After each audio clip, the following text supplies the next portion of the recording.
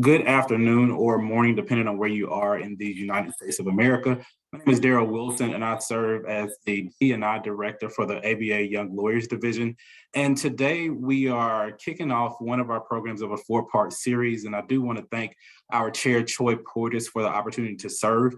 And I want to thank you all, and I'm very happy that you're here to engage in this very important topic of discussion that is the how and why of DE&I. For this bar year, I have chosen the how and why of DE&I implementing inclusion as my theme, and we are going to focus on looking into the different various legal aspects of DE&I and implementing inclusion plans in corporations, law firms, bar associations, and also law schools.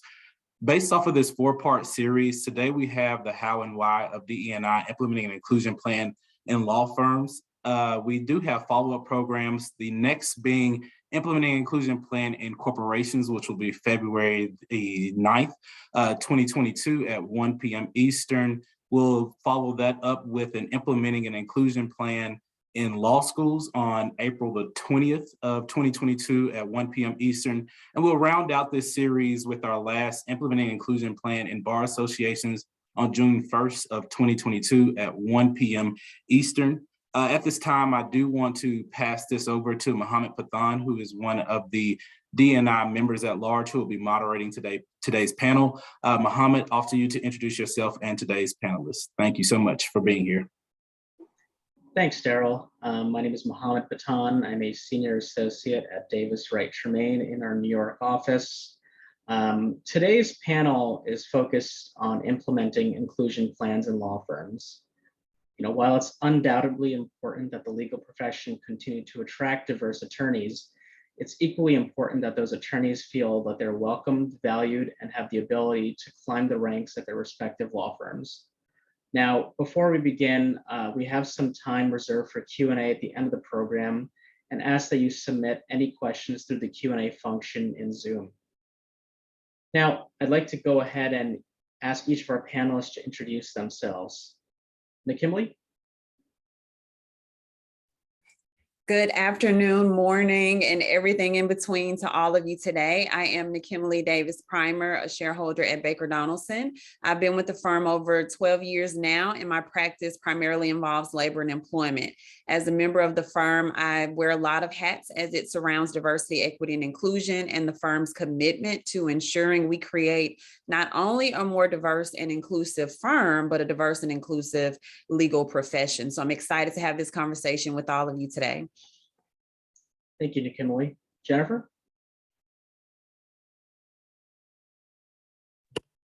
Hi, everyone. My name is Jennifer Martinez. I am a partner at Hanson Bridget. We are a California-based firm, and my personal office is in San Francisco. I'm also, as of this year, the firm's Chief Diversity, Equity, and Inclusion Officer, the head of our recruiting committee, and the chair of our race. I do think that it's really important that we address this issue and most importantly, talk about this extra burden that I think a lot of diverse attorneys take on when they do this work and how difficult it is to manage that while also managing a full-time practice. So I'm excited to talk about that piece of it and my transition to this full-time Chief Diversity, Equity, and Inclusion Officer role. Thank you, Jennifer. Clarence? Thank you, Mohammed. Hello, everyone. I'm Clarence Wilburn. I'm a partner in the Memphis office of Adams and Reese. I have been with Adams and Reese for about 7.5 years. Been in Memphis for about 18, 19 years practicing law. And I chair the firm's Diversity, Equity, and Inclusion Committee. And I'm also a member of the firm's executive committee. I'm happy to be here and look forward to the discussion today. Thank you, Clarence. And lastly, Yusuf? Thanks, Mohammed. Hi, everyone. My name is Yusuf Zakir. I'm the Chief Diversity, Equity, and Inclusion Officer at Davis Wright Tremaine. I'm based in Los Angeles. I joined the firm in October 2020, so kind of right in the middle of the pandemic. I've been doing DE&I for about 6 or 7 years before that. I began my career as a litigator at Latham & Watkins. There, I transitioned over to the DE&I side. I've done it as well at Holland & Knight, which was my last stop before coming over to Davis Wright Tremaine. Excited to be here with all of you and excited to have this important conversation.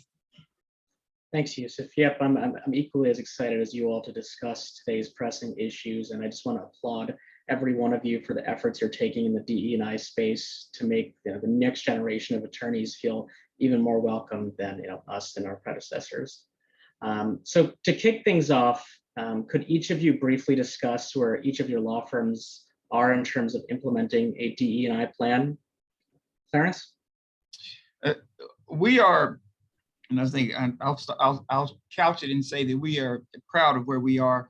This year in 2021, we implemented a lot our plan that was multifaceted, which includes we're in the class this year's class of seeking Mansfield certification, which those standards are important in general, but they've been an important framework for our firm in terms of how we are looking at percentages and now tracking our efforts to diversify our law firm. So that's been extremely significant. Another plan that part of our plan and what we've implemented includes, and I'll talk about it more later in the segment, an advancement and promotion program for our associates and our income partners alike, with the goal of everybody working their way into the capital partnership at the appropriate time.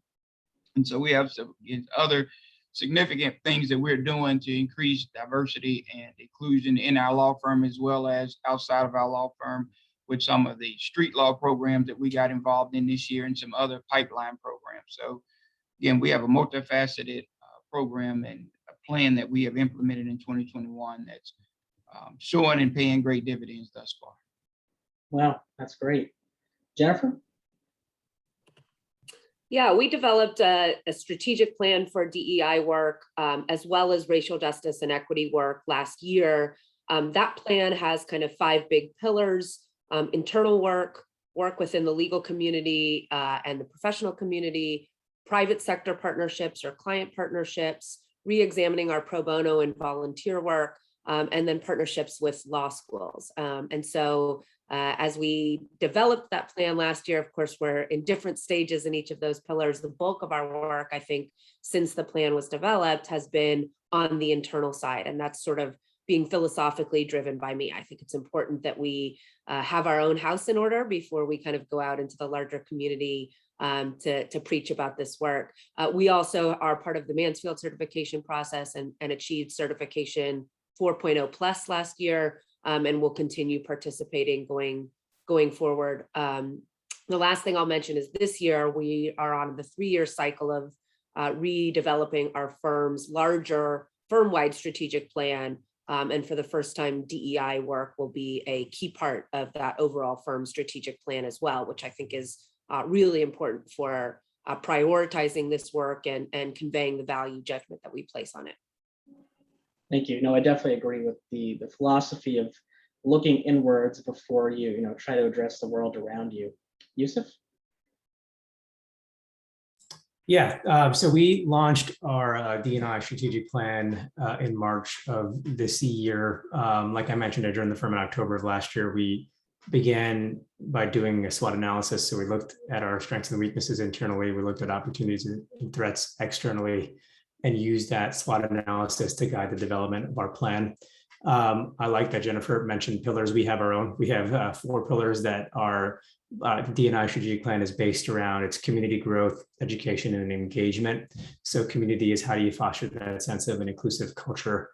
Growth is how do you ensure equity in access to opportunities, all the way from the pipeline development, recruiting, all the way through promotion, advancement. Education is how do you elevate consciousness individually, collectively at the organization. And engagement is how do you collaborate with stakeholders outside of your organization that care about this work, including clients, which more and more clients are interested in caring about the work that we're doing. So that's the framework around which we built our plan, and happy to talk about more details as we get into the conversation. Thanks, Yusuf. I can say that, given that Yusuf and I are at the same firm, I've seen the dividends Yusuf's efforts and his team as well have paid off at DWT, and hope to continue that good work. Kimberly? So we have been working on diversity, equity, and inclusion work for quite some time, I would say at least a couple of decades, and our plan has evolved over the years. And in 2019, when shortly after our newest CEO took office, we started discussing a compact to really evaluate where we are and what we want to do. So then we worked on a DE&I compact over the course of 2019, really fully launched it in 2020. It also has pillars in different areas that it focuses on. It does include looking inwardly in terms of what we had done. So we did a cultural assessment of where are we, what are our minority attorneys doing, how can we improve the work processes and workflows for them, and things of that nature. So we focused on retention, recruitment, all of those good things. And there are some segments of it that I'll mention that I think are really great, and that's the sponsorship program that we've developed to really pair our minority associates with real rainmakers and leaders within the firm so they can have that bigger footprint, have another voice, speaking and advocating for them, and ensuring that they're getting the high quality and high profile work that we know that is needed in order to advance in a law firm setting. We also are Mansfield Certified Plus. We've been Mansfield Certified for the last couple of years and are working towards continuing that process because I do think that that's extremely important. Outside of that, we're really focusing on engaging our minority attorneys even more so that they want to stay with the firm. They see what we're offering. They know that we're doing things that are unique and creative. This includes, we've started a podcast where our minority attorneys can have a voice and talk about issues that we find that are pressing and important. This goes to all clients. We have other diversity, inclusion, communication, social media. You know, you have to start reaching people in different ways. So we want to get messages out that are relevant to everyone. All of this to help create more inclusion. When people feel valued and like they have a voice, I think that's when all of this planning, which is great, really comes to light. So we have all the planning in place and we're working on all of those elements, but we're definitely also working on the people portion of that, connecting with our people, figuring out what their plans are, helping them see a pathway to success within our firm, and then getting behind them to help them reach those pathways and goals that they've developed. Thank you, Nicole. I certainly appreciate the creative element of advancing DE&I. Okay, Yusuf and Jennifer, I'll direct this question to you. What strategies have you used to foster inclusion at your respective firms? Yusuf? Sure. So it kind of goes back to the 4 pillars and how those 4 pillars sort of embed themselves across the organization. When we talk about kind of fostering inclusion, it's something that happens, its baseline is intentionality, right? We must be, all of us individually, collectively, must be super intentional about how we're thinking about supporting each other, supporting the work when it comes to DE&I.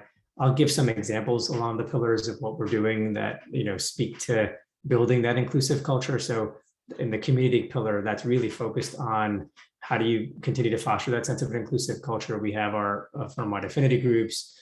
We have DE&I initiatives in every one of our offices that drive office level DE&I work, inclusive of both attorneys and staff.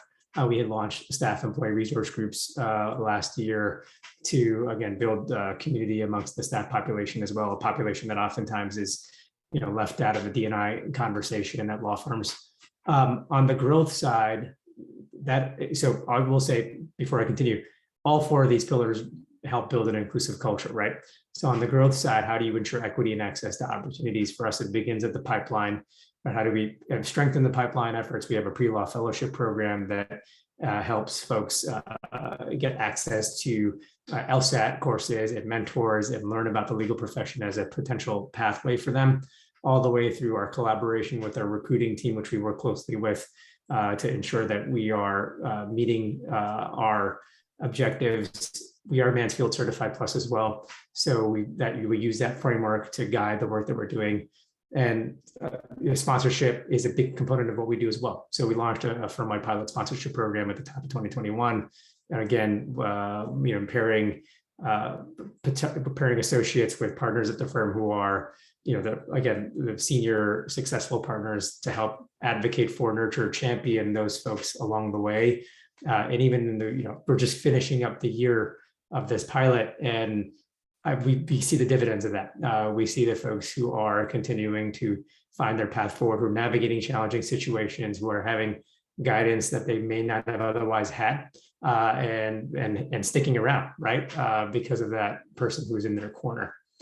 On the education pillar, we launched a monthly speaker series at the top of the year for our entire firm. What we're trying to do with this is pull the lens back a little bit on why we are talking about diversity, equity, and inclusion. I think sometimes we just try to get to the bread and butter and talk about things like implicit bias and covering and microaggressions and all of that. That's important. That stuff has a context, right? How we got to having these conversations in the first place. So we pull the lens back. What I mean by that is, for Black History Month, for example, we had Nicole Hannah-Jones come to talk about the 1619 Project, right? We had a survivor of the Japanese American imprisonment come to talk about that history. We had Professor Hannibal Johnson talking about the Tulsa Race Massacre, right? All these things are contextual, they're important, right? To understand where we are now and why we're dealing with these issues. And then engagement, the pillar that talks about how we kind of collaborate with external stakeholders. We collaborate with our clients. So our clients are helping to drive this conversation. Law firms are client service organizations, right? That's where we focus our time. So as an example, last week we had our inaugural DE&I at DWT Client Summit, where we hosted any clients that were interested in learning more about diversity, equity, and inclusion. I think like almost 500 clients registered to attend the event. So there's clearly interest, right? We talked about diversity data and how that's collected and how we can analyze that data, what the expectations around data are. We had kind of practice group specific conversations around what's happening in each of our groups that is industry specific. We also had a member of the Little Rock Nine come and speak about her experiences in the 50s and how those experiences continue to kind of reverberate in the work that we're doing today. So sorry, that was a bit of a long answer, but those four pillars kind of embed themselves across our organization. And that's really the key to the way that we do this, right? It's not sort of a D&I department sitting on the side of the organization. It's fully built in, baked in across the organization is the way that we approach it. Thank you, Yusuf. I certainly appreciate the organized way of trying to go about DE&I. Jennifer, I'd love to hear on what strategies your firm has used to foster inclusion. Yeah, I think we have all the programs that you'd expect that frankly are bare minimum at this point. The mentoring programs, the sponsorship programs, the employee resource group. I think those should be the floor, the minimum expectations, and that we should all be going well beyond that. I do think we do a few unique things. One is, and this is sort of, we're allowed to do this because we're basically a 200 attorney firm. So I can know all of our attorneys from underrepresented groups pretty intimately. So I do a twice yearly fireside chat with each attorney from an underrepresented group. And the purpose there is really to get at kind of issues of attrition and retention, and also to provide a space where those attorneys can sort of take the face off, right? And talk to someone in a real way. My theory behind those fireside chats is really that I think a lot of attorneys from underrepresented groups end up leaving the private law firm practice because it becomes a workplace that's like a death by 1,000 paper cuts, right? And none of those individual paper cuts is enough to file an HR complaint or do something more serious, but especially talented attorneys from underrepresented groups have options these days. And if we want to keep them in our firm, we should be providing them the most ideal workplace possible. So those fireside chats are designed to kind of surface those paper cut type of issues. We also are organizing intentional days in the office for our diverse attorneys, both by group as well as all together. So those intentional days in the office are specifically driven by the COVID changes to the work environment, and will involve, lunches and happy hours where everyone just agrees to come to work in the office that particular day. One of the other things that we're able to do because of the size of our firm is facilitated and intentional connections. And so I'm so glad that Yusuf mentioned intentionality in that respect. And this does include on the administrative professional side as well, which I think is really important to include. We've opened up all of these programs to the staff side as of this year as well, especially because the staff side is often more diverse than the attorney population. So the facilitated connections involve me, again, growing out of those fireside chats, getting to know each attorney on an individual level, including their career position, their interests in work and outside of work, and facilitating intentional, whether it's job and work opportunity connections, social connections, or even something on the personal side. For instance, lately it's been facilitating connections between women taking maternity leave with other women who have taken leave in the past to talk about kind of unique questions that arise out of that, whether it's purely practical, right? How do I coordinate my benefits, right? To how do I ramp back up when I return to the workplace? We also, the last thing I'll mention that I think is kind of unique is have done a similar kind of monthly learning opportunity. And we call it the anti-racist boot camp at our firm. We do ask everyone at the start of the year to sign a pledge that's public to attend a certain number of hours of these training and education opportunities. And we try to vary those monthly opportunities so that we can meet people where they are. So we've also had outside speakers come in, from authors to activists. We've had more substantive training on issues of microaggressions, unconscious bias, allyship, but we've also done smaller, intimate, kind of facilitated conversations, as well as book clubs and movie nights as well. Wow, those are certainly wonderful approaches to tackle inclusion. But how are you able to gauge or determine how effective those plans are? For me, on the attorney side, one of the big ways to measure it is the attrition rate, right? And since we started all these initiatives, we do have a significantly lower attrition rate, actually, than we've had in the past. I also think, and this is completely anecdotally, but one of my other initiatives is to be proactively involved in our lateral hiring process. And the anecdotal piece of evidence that I've got too is that word about what we're doing is getting out there. And I would say more frequently towards the end of this year, in almost every interview, I'm seeing someone bring up efforts that they've heard that we've done. So to me, that's sort of reaffirming that we're on the right path, and that people are staying as a result of our efforts. And I'll just chime in here because I think what Jennifer said is so key. Sometimes you can't really measure how these things are doing, and it takes time to see the real benefit of the work that you're doing, because there is a big attrition rate. There's a lot, the profession as a whole is suffering from not keeping our underrepresented and minority attorneys in the profession. But one thing I wanted to highlight was I'm getting those questions all the time when we're doing interviews. What are you doing? We heard you're doing this. How is this working? How is this going? Anything from the diversity scholarship that we have and have been giving out for over a decade now, attracting people to what we're doing and why we're doing it, to really make them invested in the firm before they get here. And then they can feel even more included once they arrive. And another thing that I'll mention, which I think all of those are excellent ideas. And again, those bare minimum are things we all should be striving to. And some of the things I mentioned in terms of creativity, what we're doing to get our people more engaged and involved, like to pick their brain, like what are the issues? Because we as leaders can think we know, but you really have to start talking to people to figure out what the concerns are. What are you doing that's working? So just recently we had a retreat with all of our younger associates with COVID. We hadn't met a lot of them in person just yet, but just having that conversation of what are we doing right?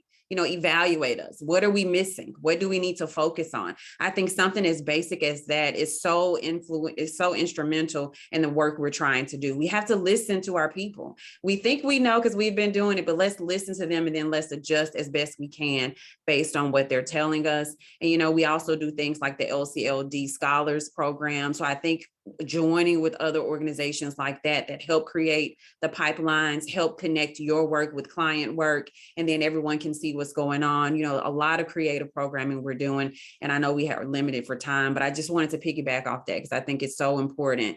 Sometimes you may not know it's getting out, but it's getting out what you're doing, and that means you should keep going. Thank you. Clarence, did you want to add something? I see you came off mute. The point that Jennifer made about attrition is always the interesting one, right? Because in this day and age, what we see is attrition is extremely hard because the clients are demanding that the law firms diversify our ranks. But then where do they draw from when they're wanting to make hires? It's the, the women and minorities in our law firms. And so that's the challenge, is that, some attrition, I look and I say, we cannot necessarily judge it so much about, losing minorities or women as to where we're losing our women and minorities too. So for example, Daryl, who is our, that did our introductions today here, and I worked closely together for many years, and now Daryl is in-house and is a client of the law firm. And so we look, and I was like, that's a major blow to us to lose Daryl. That's attrition. So when we go and check the box and say, oh, we had some unexpected attrition there, it wasn't anything that we did as a law firm. In many respects, we can look and say our programs are working because Daryl is in-house and now is a client, but also continues to be a major champion for our law firm in terms of our initiatives and the things that we do from a diversity, equity, and inclusion standpoint. So I just want to add that to say that the attrition part, it kind of throws a wrench into it because it has the good components and bad components. So. Thank you, Clarence. And then McKimberly, how often are you reviewing or refreshing your DE&I plan? I think it's something you have to do ongoing. As was mentioned earlier, if you make it a part of the strategic priorities of the firm, then it will definitely get the attention it needs because it's something the firm considers of utmost importance. And we're measuring and evaluating those things as often as possible. So with us, we are constantly looking at what we're doing, the results we're having. If we lose people, we want to look at ourselves and examine where are we? Why did we lose these individuals? We're doing the exit interviews and we're having those conversations, what's going on, what happened, and we're trying to be proactive when those things happen. So we're talking to people on the front end. We know, some things I think that are lost is just the people part of it. You have to talk to the people you have when you lose people, and sometimes we don't do that. You just lost Daryl. Let's go have conversations with others who worked with Daryl, just to be sure you're okay. And it's nothing rocky here because you see that we have these attrition rates and people are leaving and moving. And with the pandemic, a lot more people are moving. So you have to continuously evaluate what you're doing, what's working, and what you want to change. Totally agreed. In this very fluid world, you constantly have to be reevaluating your efforts to see if they're working. So we often find that affinity bias or implicit biases tend to be one of the biggest issues in making attorneys feel welcomed or at home in their respective law firms. Clarence, how has your law firm been able to achieve DE&I success if you're unable to get rid of implicit biases? Mohammed, we, like probably every other law firm of our size or bigger, we've had implicit bias trainers come in multiple occasions to do that. But one thing I think we adopted kind of from the top down, so to speak, is we recognize we're dealing with human beings, right? So at the end of the day, the challenge is not necessarily, we are not going to make you necessarily change your views or how you may feel, but we try to get you to change your mind and be more open-minded with respect to what we're doing as a law firm and the directions that so let's, roll in these directions together. So as a part of our, diversity, equity, and inclusion plan, what we did was we brought everybody in, so to speak, in terms. So our HR director is a part of our team. Our managing partner is a part of our team. I sit on our executive committee. So our team, again, our practice group leaders. So what we, a lot of it is it's a workaround, if you will. So it's the, I wish I had a formula I could say, I just give you, you do X, Y, and Z, and you're guaranteed that no one, that the bias will no longer exist. That doesn't happen. But we work together in a way that where we have, or just try to change and get people to be more open-minded, again, with respect to, it's to your benefit to work with this person or that person, or to help develop this person or that person, because in the end, we're all in the law firm and under the law firm together because we share a common goal, and that's to provide the best service possible to the client, and that's to every client within the law firm, and that's how a law firm succeeds as a whole.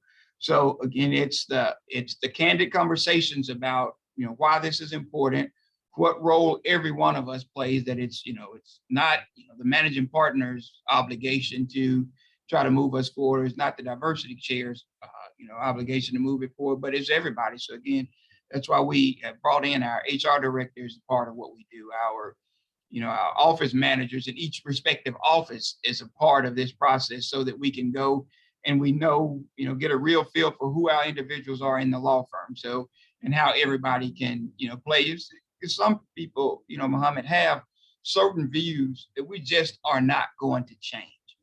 And so to spend time, just trying to, get him or her to change how they may feel about an issue is much different than getting them to say, look, let's set this aside for now to where we can be able to, again, provide the best service possible to the client.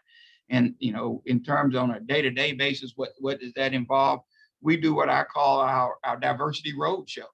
And that's where we have a team that goes around, and one of the good things, I'll say at least, that came out of the pandemic was we are able to do this so much more efficiently and fluently because of Teams. So we use Microsoft Teams, and we have a team, no pun intended, right? That actually goes, and we say office to office, and do a road show to where we touch our people and have the conversations with the people. And it's not an outside consultant that, unfortunately we find that some people will pay less attention to, but it's us. It's those of us inside the law firm that are going door to door, so to speak, and having these conversations with our people, or, doing our diversity road shows. And so that's kind of been our workaround on some, but fortunately, overall as a firm, the vast majority of, what we do, there is 100% buy-in by the vast majority of our people. So that has made it, made the process a lot easier than it otherwise, could or may be. No, I appreciate that. I think that point you raise is great, that we're not dealing with robots or computers that we can program out, any bugs or biases. You're dealing with humans at the end of the day, and it is difficult to, purge people of certain beliefs they may have. And from my own perspective, we go back to the, George Floyd and some of the other incidents that have transpired in our country. And we've had some I'd say tough, candid conversations, people from across the footprint. We've, been on the phone for, gotten on the phone to talk about something. And next thing you know, an hour and 15 minutes later, the first 15 minutes were spent discussing, the matter that was at hand. But then you found an hour of, well, why doesn't this happen? Why does someone complain about this? And why, but you don't complain about this, and it happens, amongst your race every day, but you're not complaining about it. And, and just have you clear the air. And I found that we have been so much better for doing that, and not to sugarcoat it, and to do that again. You may walk away from that conversation still feeling that same way, but you see an actual change in how the person will view. And, as I say, it's the natural barriers, and do that, in all our meetings, you frequently hear me, stress, we're going to destroy and break down all these natural barriers. And that's I just lump the implicit biases and any prejudice that you may have. These are natural barriers. Some of them, they're learned behavior, and other ones you just, they're no rhyme or reason for why a person feels that way.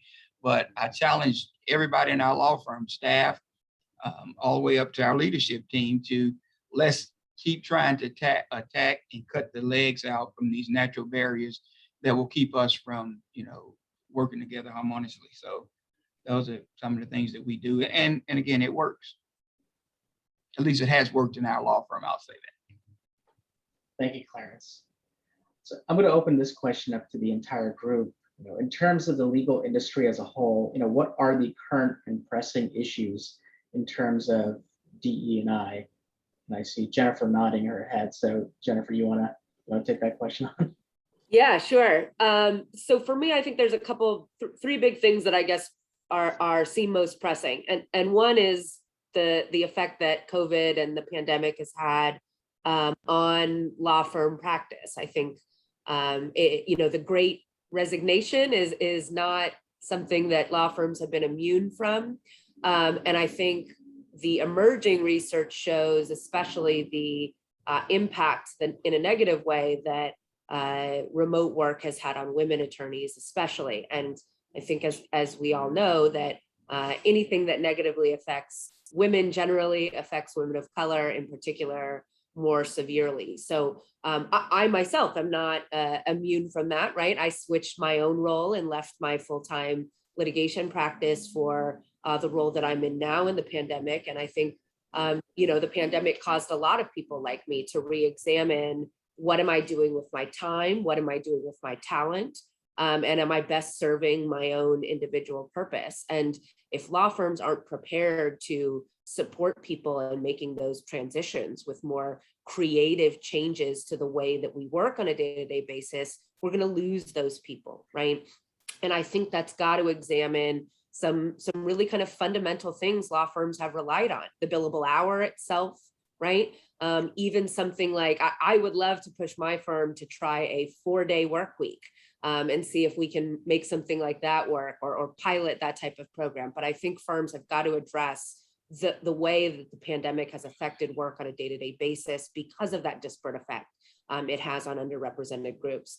The other thing I think is leadership is still an issue, right? While I think a lot of firms are increasing the diversity of their associate populations, we still do have that difference in the equity partnership level and firm leadership level. And I think that's a little bit of kind of philosophical reframing that needs to happen.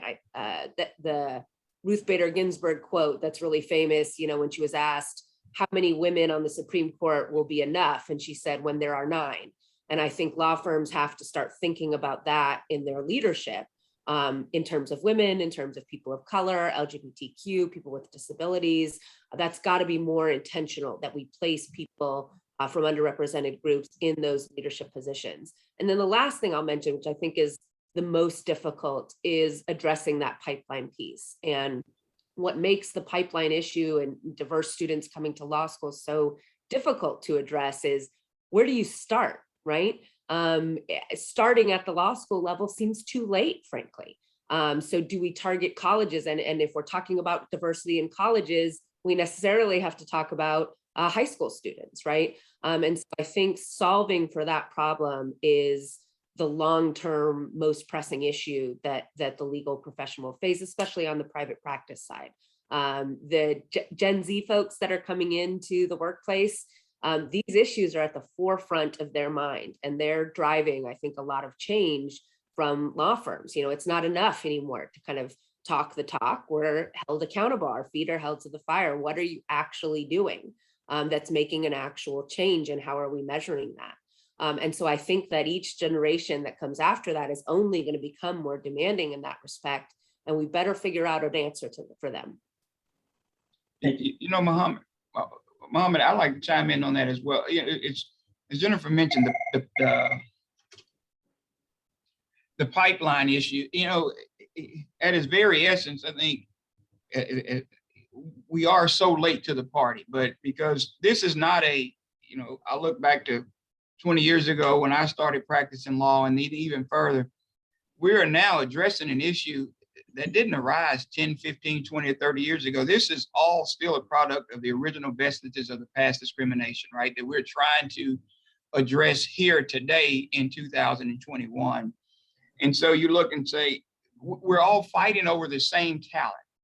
And that's the result, so it's, I'll go back to, not to pick on Daryl, but it's, Daryl was here and thriving in our law firm, but we had, multiple clients that were looking to hire Daryl and do this. And so we end up losing Daryl, so that this pipeline it's not enough talent in the pipeline because of the things that happened, 30, 40, 50, 60 years ago. So we're trying to overcome those things. And it leaves us to a point to where it's,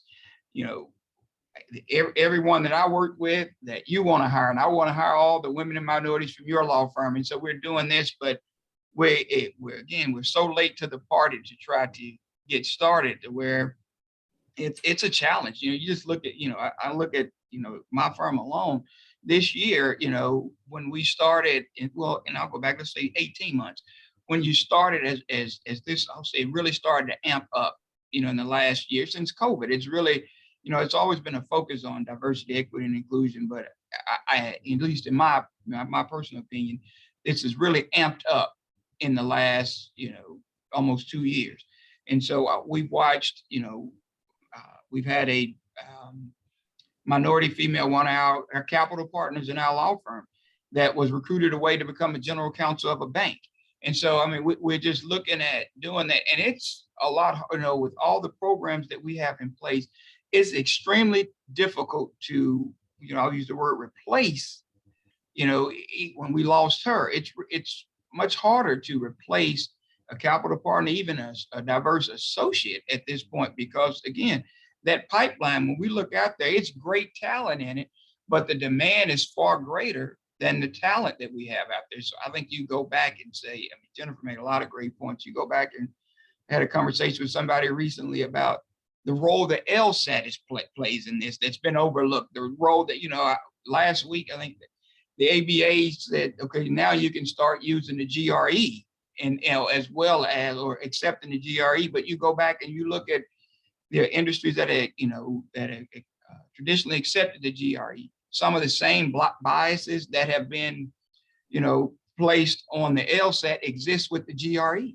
So you have, you know, these things that all have to be overcome or at least addressed in real detail if we're going to want to make, you know, and achieve the significant change that's lasting, that has to take place for the effect to be permanent, in my opinion. Thank you, Clarence. So, you know, I want to switch gears now to talk about firm leadership and client support of DE&I efforts. I'll return back to you, Clarence. You know, do we still make the argument for the business case for diversity, equity, and inclusion? You know, I think, as I said, I've watched this for a couple of decades now, and I'm thrilled to where we're at the point to where and I'm going to say you're never going to move away from having to make the business case. But fortunately, the case is making itself now because we're getting the demands from the clients and the potential clients with the diversity scorecards and the ask, are you Mansfield certified? And they want to see your numbers. Law firms are being forced to be more transparent than we ever have in the past. And so with that, when you've got, you know that when the RFP comes in now, the client wants to see your statistics as they relate to women and minorities and how is my case going to be staffed. So again, it used to be you'd have to internally, argue amongst your peers or argue among your leadership team, the business case for diversity. We don't have to do that anymore because the clients are arguing it for you and telling you that. And you're seeing that what sets aside will be the final, put one firm above the other when you're doing being a pitch or responding to RFP will be your diversity plans and strategies and how you're promoting and advancing your women and minorities. So, again, I'm thrilled that the business case, we don't have to argue and make the business case internally anymore because that's being, it's being thrust upon us from the outside now. So. Thank you, Clarence.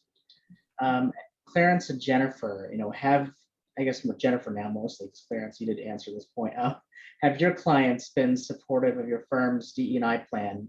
What type of incentives are your clients offering to meet diversity goals? And how have those goals had an impact on your DE&I plan?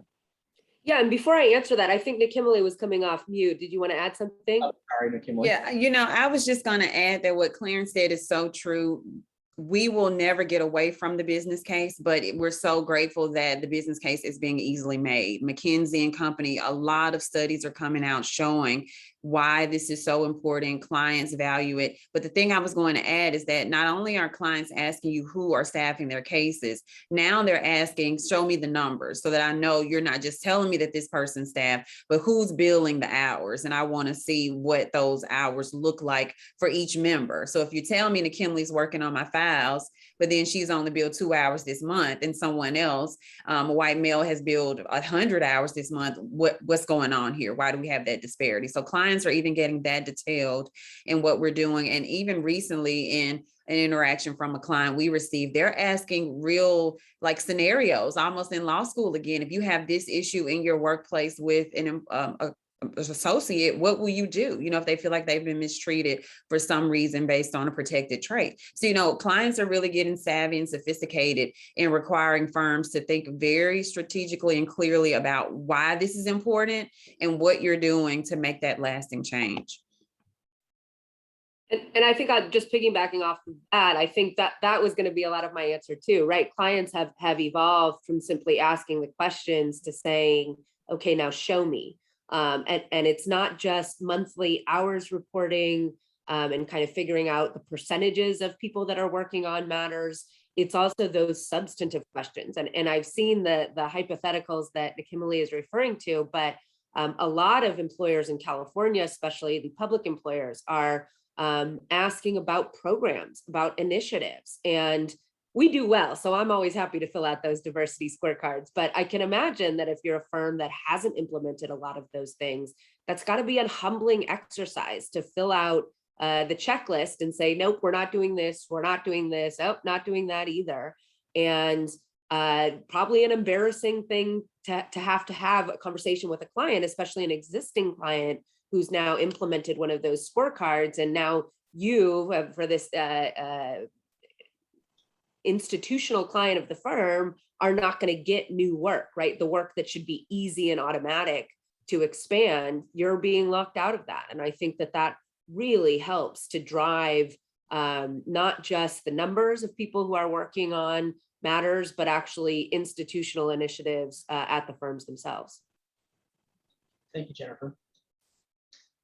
Yusuf, how has your firm's leadership supported, DWT's DE&I plan? So very closely, as you can imagine. I mean, so structurally speaking, I report to the managing partner of the law firm, and the buck stops with the managing partner, right? At the end of the day, we had a managing partner transition earlier this year. Our new managing partner, one of the first things he did, even before he officially took the helm, is he completed his leadership council on legal diversity pledge on diversity, equity, and inclusion. I invite you to take a look at that if you haven't. His name is Scott McCormick, and he has a pledge on the website, on the LCLD website. For me and for him, that's kind of where this starts, right? Our managing partner and the firm's executive committee leads by example and has to lead by example, right? Because if that doesn't happen, then all the other chips are not going to fall where they should.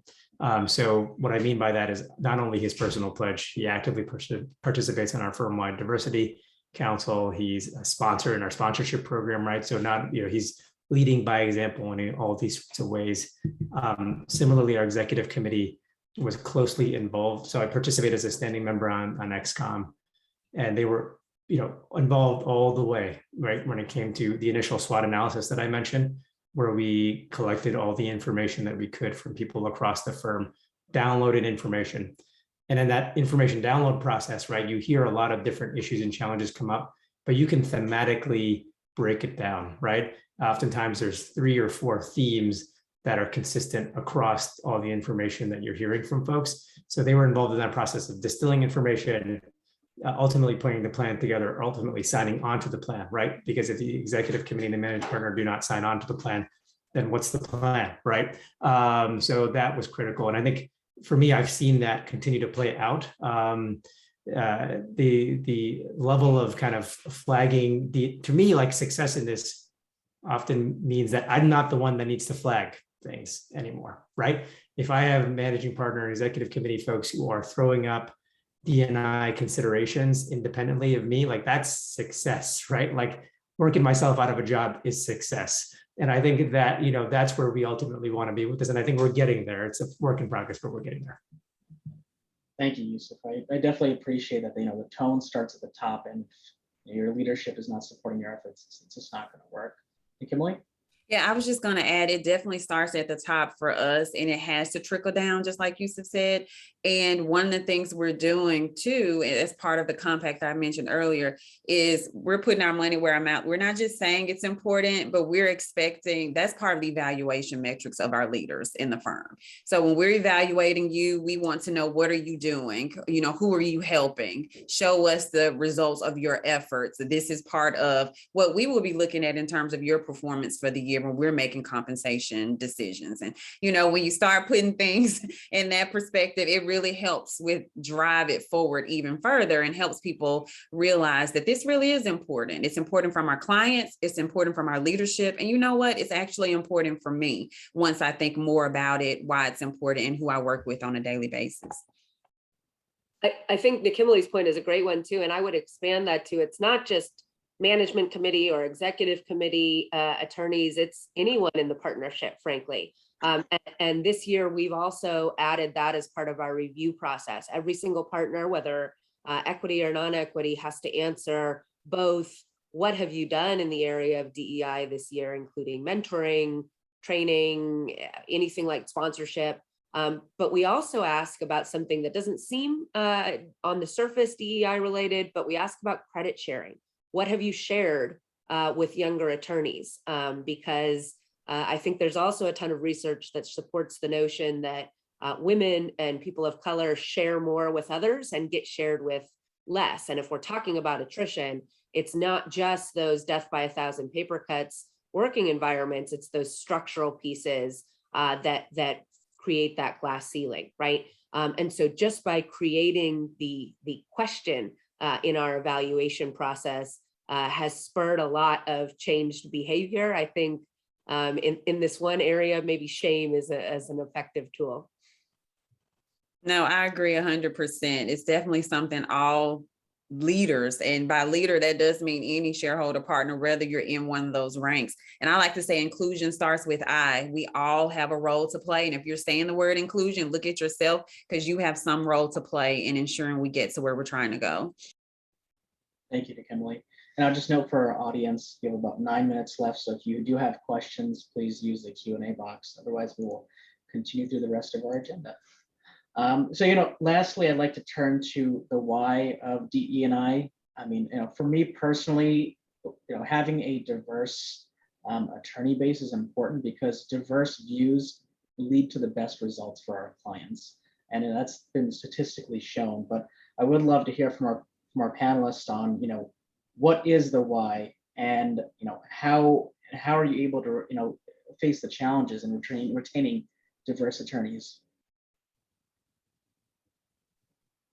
So I'm happy to jump in on this. I mean, I think, so kind of breaking that question out into two pieces. I mean, we talked a little bit about the why on this call, right? Folks talked about these studies that have come out, the McKinsey studies and other studies that have demonstrated the profitability of an organization tied directly to the diversity of the organization. So when Clarence, for example, was talking about the business case, it has been made. It's been made in that way. It's been made because our clients are asking for it. Law firms are client service organizations, right, at the end of the day, and that's going to be our primary focus. And when our clients are asking for this, that helps us get across the message of why, right? Even if you don't ultimately get it, even if you don't ultimately understand that this is the right thing to do, regardless of all of that, as a client service organization, you're going to get there. I think that there are challenges, obviously, along the way. And I think all of us are dealing with those challenges in one way or the other. That's why we have DEI strategic plans, right? That's why we're doing this sort of work. If there are no challenges, we would have no plans, right? And I think for us, thematically, what I've seen at our firm and across the industry is it typically breaks down into a few discrete challenges thematically, right? So one is kind of access to information. So that includes the unspoken social capital, includes evaluations and feedback that are done informally, includes information that folks are getting based on affinity bias relationships that they have that others are not getting, right? So that's an access issue. Two, there's the access to sponsorship issue, right? And a lot of our firms are trying to mechanically build those sponsorship relationships because they oftentimes exist, again, on the basis of affinity bias.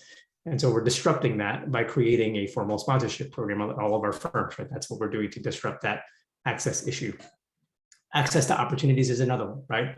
Where who's getting the high value, important work, who's getting the, you know, we hear a lot about sort of the glamour work versus the housework, right? And the distinction of work that you get to do in a law firm. How does that break down? You know, statistically, how does that break down? Who's getting which opportunities and where and why? And then I think the most insidious challenge is, you know, limited room to fail, right? Where all of us who are underrepresented in any of our settings know that our tightrope is way thinner. And we oftentimes are written off far more quickly or these for challenges or for issues that we run into that other folks would not be written off for. And we need to call that out when it happens. We need to really shine a spotlight when somebody is being sort of already marked for failure. All of us, the only way we all grow in our organizations is that we trip up and we fail, right? We fail and we learn, we fail and we learn. If we don't have room to fail, we're not going to learn. That person's going to get capped out, right? And so that's something that we need to continue to emphasize with our leadership at the firm. Like Jennifer mentioned, it's every partner ultimately is responsible for this. The way a law firm works is that every partner serves as their own sort of business unit in many ways, right? They have the ability to give work, have the ability to distribute opportunities, to share information, to sponsor. And so we have to ultimately get their buy-in to the process all along the path. Thank you, Yusuf. And I'm going to open this question up to everyone. How can we instill confidence in our diverse attorneys that there is a potential for a long-term career, with their respective law firm? Kimberly? I think it's like Missouri, the show me state. We have to show them. We have to show them that there are a variety of ways to excel within our organization. It can't be just, you have to do this and you have to do it this way. Because as Jennifer mentioned, the Gen Z and the other generations are looking for something new. And we have to be adaptable and flexible to that. So we need to show that there are pathways to success here that may not look exactly the way Kimberly's looked, but you can still get there. And one of the surefire ways to do that is we have to do better at retaining our people so that they can be in those roles and they can have someone to look up to and say, okay, they did it and they didn't do it quite like Mark did it, but they still made it. And we need to make sure we're saying that message, but we're showing them that, and then we're supporting them in those efforts as well. Thank you. Clarence? No, I think that's spot on because, and I'll add to that in the sense that one of the things that we've done here is we go and look and find out, I'd say if you look and say every law firm, I'd say you would say you have your who's who.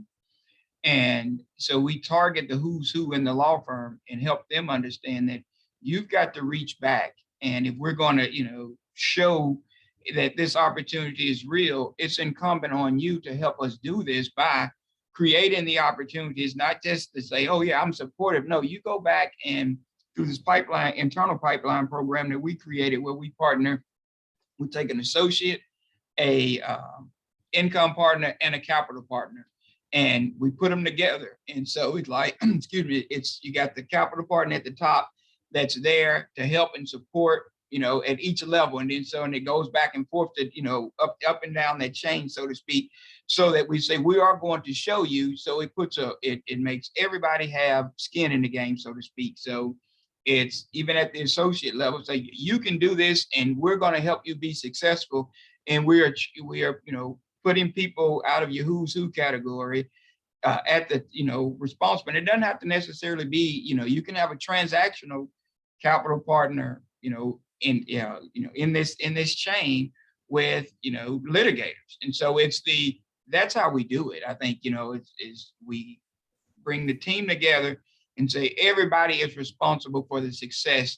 And that's how we show a diverse person that you can work your way from an associate to an income partner and a capital partner and onto the executive committee and do these things. And so, we do it transparently, right? So, through those road shows that I mentioned earlier, it's, what's going on, how we, nothing's secret. So that you can how you got it. And the last thing I add to that point is we try to get our alumni, our minorities that have left, the ones and get them involved and be part of the story and help explain, well, why did you leave? And here's what the opportunity is. And so, again, it's the last time I'm gonna pick on you, Daryl, but Daryl plays a major role, even though he's no longer internally with the law firm, but what we do on the recruiting side is that have our alumni involved and say, oh, this is the place for you, to succeed. And there is real opportunity here. I'm no longer there for X, Y, and Z reasons,